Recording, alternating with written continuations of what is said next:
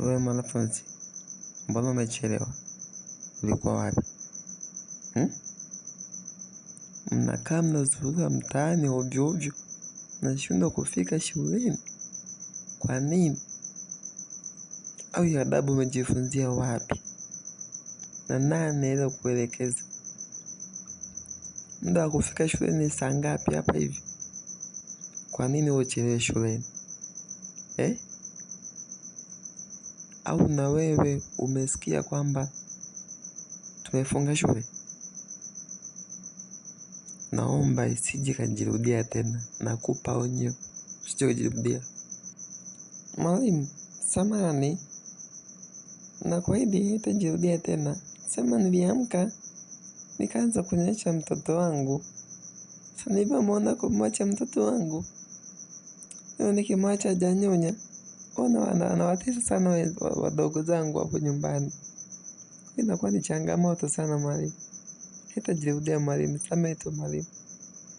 Tawahi kesho, tawahi saa 12, nitakuwa nipo hapa shuleni. Tufundishe tu mwalimu. Kwa hiyo wewe unataka kuniambia umezaa na kuja shuleni umezaa? Kwa ruhusa ya nani?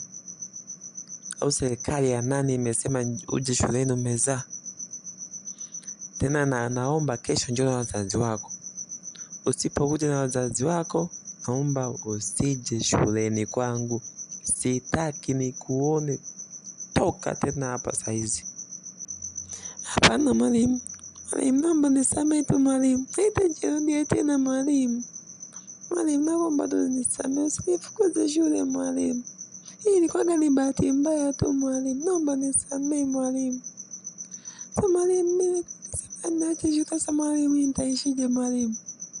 Mwalimu, nisamehe tu mwalimu. Nakuomba, nipo chini ya miguu yako mwalimu. Yaani nasema hivi, nenda nyumbani. Ukifika nyumbani, waambie wazazi kwamba baba, mama, mwalimu Melki amesema twende shuleni. Kisa nina mtoto. Kwa sheria ya nani inayohusu nje shuleni na mtoto?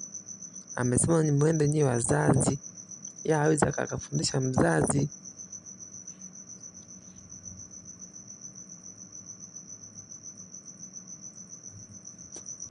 Ndio maana mwalimu simpendagi. Ananilazimisha niende na wazazi shuleni.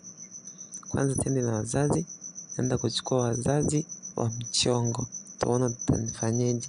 Na shule sitoki, na shule nifukuzi, na tuone utafanyeje. Wewe unaongea nini? Nasikia unanong'ona tu, unaongea nini? Au unavutaga bangi eti? Au unavutaga bangi? Ninasema hivi, tena budoka usije ukaniangukia hapa. Wanafunzi wenzio mbona wametulia huko? Wewe unakaa hapa. Shida nini? Naomba utulie. Nitolee hapa kelele. Kicho kufanya uende ukatulia huko mtaani.